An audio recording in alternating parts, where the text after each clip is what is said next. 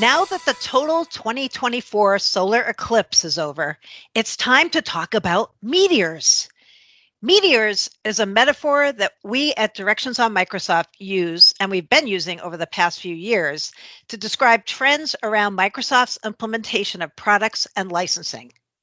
Like a meteor, these trends can appear in the distance, heat up due to friction, and come crashing down unexpectedly on your data center if you're not paying attention. Welcome to the Directions on Microsoft Briefing Podcast. I'm Mary Jo Foley, the editor-in-chief here at Directions. And as you may guess, we're talking about meteors today, and my special guest for this episode is Directions analyst Josh Trupin. Welcome, Josh. Thank you so much. That was the most dramatic description of licensing that I think I've ever heard. I think I gotta somehow trademark that. I don't know. Or you probably already have, since you're the meteor and chief guy, I hear. Well, yeah. I mean, I'm torn between saying I'm excited to be here and kind of having that glum, don't look up feeling I get Right. when we put these pieces together and try to warn people about these trends, just years in advance. Right. And we can't even say that we're Cassandras anymore because Apache kind of stole that for a database system. Yeah, they did. Well, before we get going, I want to tell people here about Josh. Before he came to Directions on Microsoft, he spent more than 19 years at Microsoft, where he guided coverage of developer and IT topics as the executive editor of MSDN Magazine and TechNet Magazine. And more recently, he consulted with Fortune 500 companies as application development manager with Microsoft Premier Developer. Okay, Josh, let's start out by having you walk us through the 3 waves of meteors that you've been tracking in the Windows and Office space. Sure, absolutely. The first time we really came up with this concept and saw the first wave of Microsoft product and licensing meteors approaching us, I believe it was 2018. We charted various product support and interoperability features and retirements, and basically we saw that there would be a series of products that Microsoft would either take off the board or limit the versions of Windows they work with. And that would eventually compel all customers to move to Windows 10 to remain compliant, even if they purchase one seat of Exchange server. That would trigger this meteor shower that would end up forcing the entire organization to Windows 10. We're watching the second wave of meteors kind of come down right now. In a nutshell, Microsoft, between now and 2025 and 2026, they appear to be compelling customers to make the final move off on-premises, or what we actually call perpetually licensed software, where you buy it once and then you can use it forever, in favor of subscription versions of the same software, like SharePoint Server. Now, the third wave, which is noticeable to me, because I cover Power Platform, is the attempts to move a lot of different features and services to Azure billing instead of paying per user monthly licenses. This is mostly voluntary right now, but there are a few elements of it that we're going to be watching very closely to see if 2 data points become a trend line. Okay, that sounds interesting. You've got my hackles raised. But before we go there, let's drill down more on the second wave, because that's rapidly approaching. I know that over the next couple of years, Windows and Office products are not going to be supported anymore by Microsoft. So I'm curious, what are you telling customers they should do about this just over a year out from some of these deadlines? Well, here we are in 2024. And in short, what we're seeing is there is going to be a series of these on-premises software suites that will leave support between now and 2026. And this leaves a lot of common enterprise deployments unsupported. And this leads to 2 issues when you're running unsupported software. First, Microsoft support, and believe me, because I was part of it for the better part of a decade, they will not touch any issues that arise in a customer's enterprise unless the customer upgrades to a supported version, if not the latest version, of all the software involved.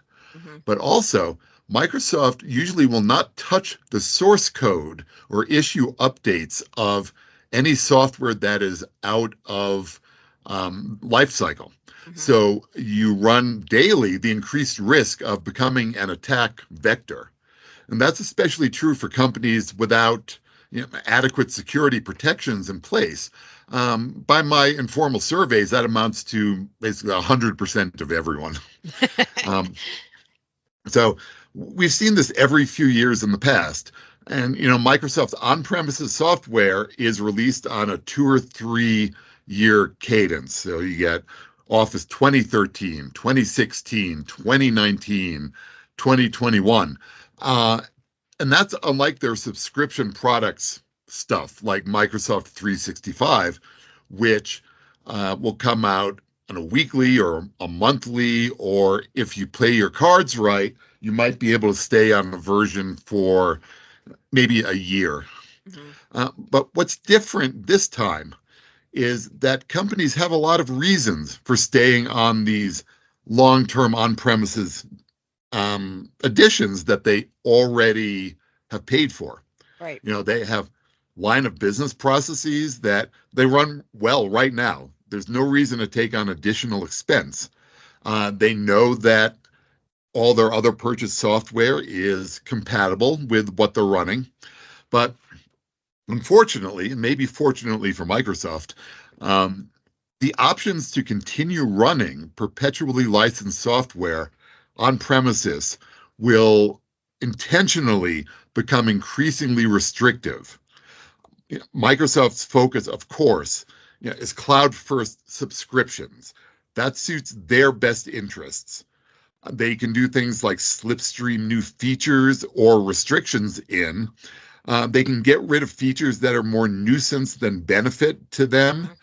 But most importantly, their balance sheets want to show steady monthly user growth. And Microsoft has left behind the old 3-year software cycle spike that used to make their balance sheet look more wobbly. They would rather just have slow, steady monthly growth by selling, user licenses. Right. Yeah, I feel like next October 2025 is going to be like a watershed time, right? I know Windows 10's exiting support, a bunch of the Office products are exiting support around that time too. And that, I feel like if people aren't already prepping for that now, they really need to be, because that's not really that far away, right? Right. And even the stuff that is not leaving support on its own, there will be unsupported scenarios like running certain on-premises versions of Office on certain versions of Windows Server, for instance. They are both under warranty, as it were. They were both under product support, not end of life, but they're simply not compatible with one another. Right. So you have to watch that as well, obviously. Yeah, good point. Also, let's talk about Exchange Server and Skype for Business Server and what's going to happen with these going forward. So I remember, I think it was 2021 or so, Microsoft was like, yep, we're going to do on-premises updates for all our big servers, Exchange and SharePoint and Skype for Business. And then the only one that really materialized was SharePoint. Right. So I'm curious, what is going to happen with Exchange? I know they've said there will be a new version of Exchange in 2025, but we've heard absolutely nothing about that since a couple of years ago. And Skype for Business Server, I don't even know what to say there, because we've asked Microsoft for updates on that a few times, and the answers we've gotten have been very, I don't know what I would say, squirrely maybe. Right, not determinative. Right. It almost feels like they've kind of forgot about Exchange and Skype and kind of put them down a memory hole somewhere.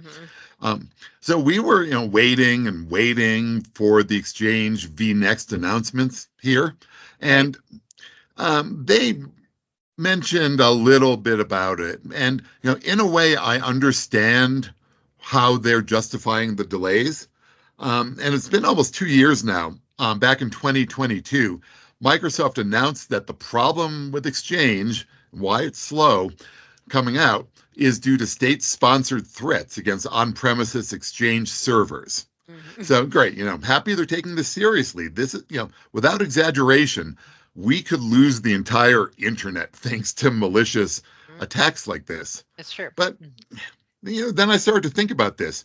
If this is the biggest problem and the driving force behind their delays, wouldn't it make the most sense to Microsoft and to the world, basically, to take Exchange 2019 and target nothing but that one security element immediately?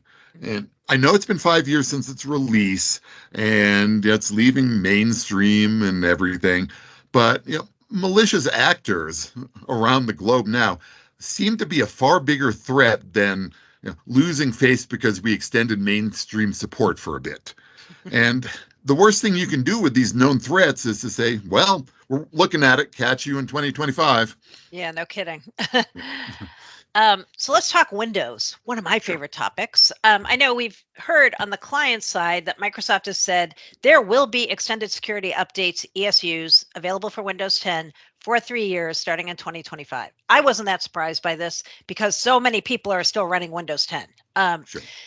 Do you think there'll be something similar like that for Office apps? And I'm also curious if you think customers should be thinking about moving to the recently announced Office 2024 LTSC release. It's supposed to be out later this year. Sure. I mean, we've been looking at ESU since they were first released, and in a lot of ways, they don't really seem to be a great purchase in most scenarios. The reason being, they don't actually promise that much. Right. They don't change your upgrade rights. Their cost escalates from year to year as an additional incentive, from a negative incentive from Microsoft to get off the version. And they've also kind of given ESUs a, well, we may drop in an urgent update if we feel like it kind of vibe. Right. I absolutely do not see Microsoft issuing any grace period for Office perpetual license suites. Now, I'm saying this for a few reasons. First of all, they haven't really had any history of Microsoft doing this for user software, mostly for server products. Windows 10 will stand out in this already a little bit. But, second, as you mentioned, Office 2024 LTSC is coming out. And this makes more sense than paying to keep Office 2019 around or 2021 around. But third, when you look at the whole Meteor, you have to remember Microsoft's goal here appears to be to do away with all perpetual licenses and move everyone to subscriptions. And as part of that, you need Microsoft 365 so that they can also compel you to purchase a whole big raft of security and compliance add-ons. And many people are saying, I wouldn't say this, but many people are saying that a lot of these add-ons supplement what should be in the subscription box in the first place. Right. And we're seeing this more and more, and it's wild. This whole batteries not included approach to subscription software while eliminating on-premises software is something that Wes and Rob address a lot in our licensing boot camps as well. All right. Hey, thanks for the great segue, because I'm going to take a break now. Nice work.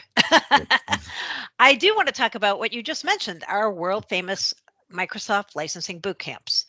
So I'm curious, if you're listening to this, have you ever attended one of these, either in person or virtually?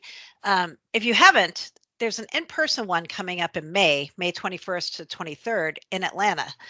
I got to go to the Atlanta boot camp last year when I was a newbie at Directions. And I have to say, I did feel like the quantity and the quality of information that was presented was impressive, if not almost overwhelming.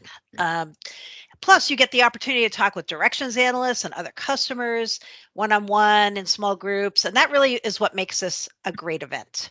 If you are a newbie to Microsoft licensing, or you need to get up to speed on the latest twists and turns, this is how you do it. You come to a licensing boot camp. We've got many boot camps throughout the year. There's going to be another in-person one in September in Bellevue if you can't make the Atlanta one in May, and there are a bunch of virtual ones in between. If you want to learn more, go to directionsonmicrosoft.com, or you can email info@directionsonmicrosoft.com to learn more about the boot camps, as well as our EA advisory and other services that we offer. Okay, back to Josh and his astronomical world of warnings. I'm back. You're back. Okay, Microsoft has given us a glimpse maybe about how they are trying to wean more organizations off on-premises software in terms of what they did with SharePoint. They came out with something called SharePoint Server Subscription Edition, which is an on-premises release of SharePoint Server, but it requires you to buy an accompanying subscription license in order to get fixes and security updates. And you have to get that add-on license. It's not optional. So I'm curious, Josh, do you think you'll see Microsoft design more of its on-premises servers to require an accompanying subscription like this? Yeah, I think that SharePoint Server SE really started to give the game away with regards to Microsoft's plans for the future of on-premises. Like you said, SE is Microsoft saying, here you go, you keep bugging us for on-premises servers, we're going to make it exactly as unpleasant as just getting the cloud-hosted subscription. And so starting in I think it was 2016, Microsoft has pretty much built a single code base for SharePoint, and they just ship all the bits and updates to the on-premises version, and then they can just flip a switch to turn on all the next version features when they're already on your servers, when it's ready. And they're not even sending you all new software anymore. It's, incremental. Most of it's based on their hosted version with certain useful things disabled. But now they're actually going a step further than that. And they're letting customers know that even if they want the sort of kind of degraded version so they can run it on premises, they're not going to get any technical advantage. They're going to be responsible for their own infrastructure. They can't even count on self-maintaining it after it goes out of support, like older versions of SharePoint Server. Mm-hmm. If you take the new on-premises SharePoint Server, you're getting less, you're paying more, you're not getting it for as long. You will continue to need to pay for the subscription just to use the software that you would previously have had perpetual rights to. So, here I'd say that they're really designing these server products and releases and licensing to actively discourage customers from purchasing them and to push them to their hosted subscription versions. Yeah, as you were describing this, I'm like, doesn't sound like something very compelling to buy based on all the criteria you're laying out. Yeah. All right, let's talk Meteor number 3. I've been dying to talk about this one. Yes. The growing prevalence of pay-as-you-go plans, especially, but not uniquely, in the Power Platform service space. So let's talk a little bit about the cons of pay-as-you-go and the pros, if you think there are many or even any. Absolutely. Time to pay as you go here. So, as you mentioned, most of the Power Platform offerings, which in particular Power Automate, Pages, and Power Apps, have introduced some form of pay-as-you-go billing. Mm-hmm. One of the things we talk repeatedly about around the halls of direction is how we used to think that moving to this per-user subscription licensing plan for everything, we're going to make things so easy that no one would have questions for us anymore. So now we fast forward to 2024. Power Platform has 7 build elements, and each one has a different standard billing scheme and a different pay-as-you-go scheme. So it's... I just look at the chart and cry. So for example, Power Apps has monthly per user standard billing. They don't offer a per app plan that would let unlimited users access a single app. if you're doing like a shopping mall kiosk or something. Power Automate, on the other hand, has both a per user plan and a per flow plan. Lets you license a single workflow for unlimited use without per user licenses. And the issue here is we've spoken with customers who want to know how they can just write a kiosk app with Power Apps. And the answer is you can't. There's no way to write something that is compliant with unlimited users on a single app. But meanwhile, on top of this, they've introduced completely optional pay-as-you-go plans for these products completely differently.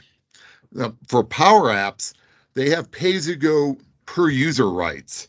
So you can, instead of paying for everyone in advance, you can just pay as users show up within your organization.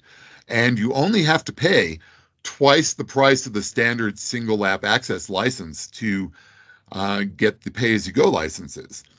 Now, Power Automate, on the other hand, they don't do anything with pay-as-you-go per user rights. They will literally bill flows based on each workflow run if you have it marked as pay-as-you-go.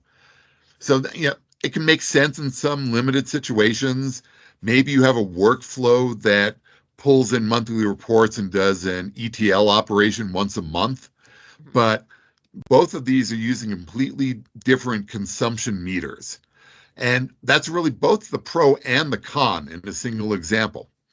You can use pay-as-you-go to meter more granularly and accurately.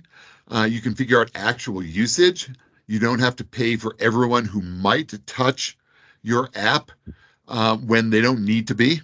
But the con is that every pay-as-you-go plan is up to twice as expensive as the corresponding per user plan.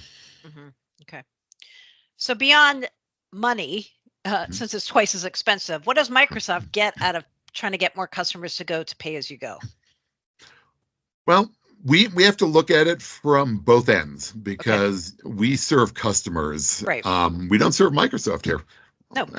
as sad as they may be. From the customer's end, of course, Microsoft promotes it as giving you flexibility. But from Microsoft's end, it could also be that they're just trying to prep people slowly, kind of boiling the frogs, to have everything move to Azure billing, which would make their life easier. Right. So for customers, it's useful when they're doing a limited rollout of a new line of business app and they want to figure out usage patterns. If you're setting up perhaps an infrequently used flow, maybe like an annual benefits selection site, you could pay for all the users, but just for 2 months in a year. Some customers might want to reduce the overhead that they incur by doing license procurement and tracking because it's basically almost on demand on a monthly basis. And some customers really like doing environment itemization in Azure billing. They can charge back each internal budget much more easily by tagging various environments in Azure when the billing comes up. Okay. Now, for Microsoft, billing by consumption, I think it more accurately represents their costs to run Azure, especially if they're doing consumption-based pay-as-you-go. If there are 1 million per user licenses floating around out there, they have to kind of guess at what the consumption is going to be each month. Right. It could also lower the need in quotes, to audit customers. If you're doing consumption-based work, the usage is just the usage. And we know that Microsoft keeps private telemetry on each Power Platform customer to make sure they're not doing things like sneaking unlicensed users out of the building in their pocket.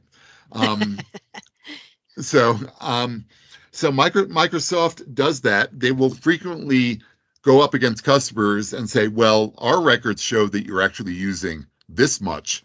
And when the telemetry becomes the actual bill, that gives a lot less wiggle room for customers to kind of shade who gets benefit from a flow or an app.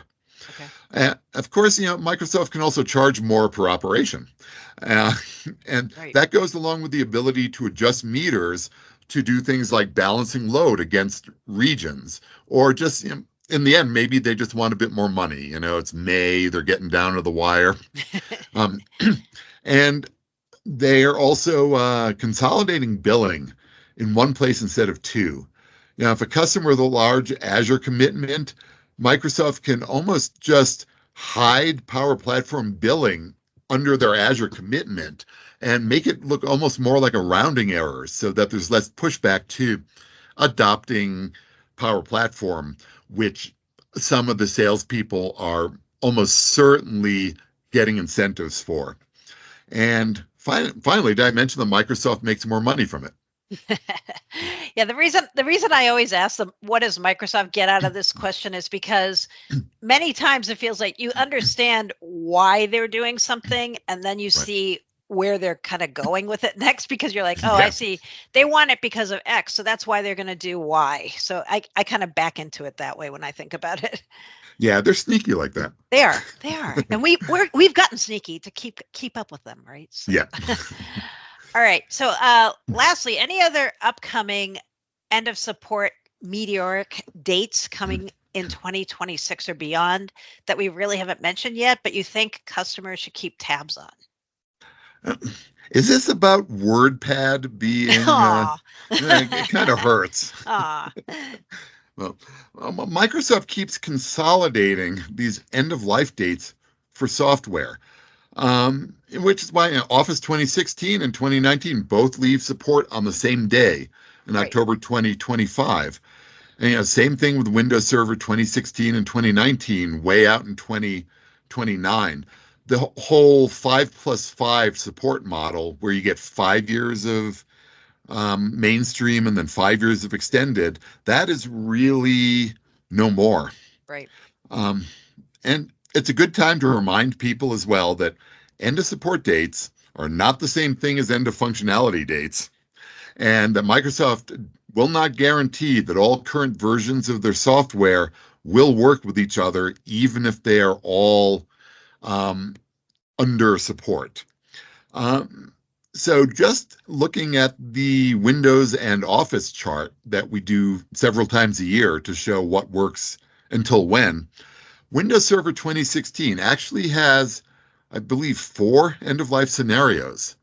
So Server 2016 itself leaves support in January 2027. Yep. It's unsupported after that time. It's not one of these new subscription releases yet, so it may still run okay if you're not touching it. Meanwhile, Office 2016 is supported on Server 2016, but only until the Office 2016 support date hits during the Meteor storm in October 2025. And then you look at Office 2019. Even though Office 2016 and 2019, if you look under the covers, they're the same version number, really. I believe it's version 14. Office 2019 is not supported on Server 2016 at all, even while they're both still in product support. And then the last thing that I see when I'm looking at the Byzantine charts about who supported where is Microsoft 365 apps for enterprise. They're supported on Server 2016, but only until October 2025, which aligns them with Office 2016 and 2019, even though that's neither of their end-of-life dates. So, all I can really say is you need to know your software inventory, you need to know who's using what, and then you need to know who's using what together to avoid the worst of these potential meteoric disasters. Yeah. Wow. That chart just made my head hurt virtually. Yeah. All right. Well, thank you so much, Josh. That was really entertaining and enlightening, as usual. Glad to be here. To close, I want to remind our listeners they can find lots more coverage of all things Microsoft related on directionsonmicrosoft.com. Thank you for listening. If you have questions, comments, or any topics you'd like to hear the Directions Analysts cover in one of these podcasts, please do not hesitate to contact me on Twitter/X at Mary Jo Foley. And give us a follow over on Twitter/X at Directions MSFT. That's our consolidated account where we have all the latest Microsoft Enterprise product and licensing information. Thank you very much. See you later, everyone.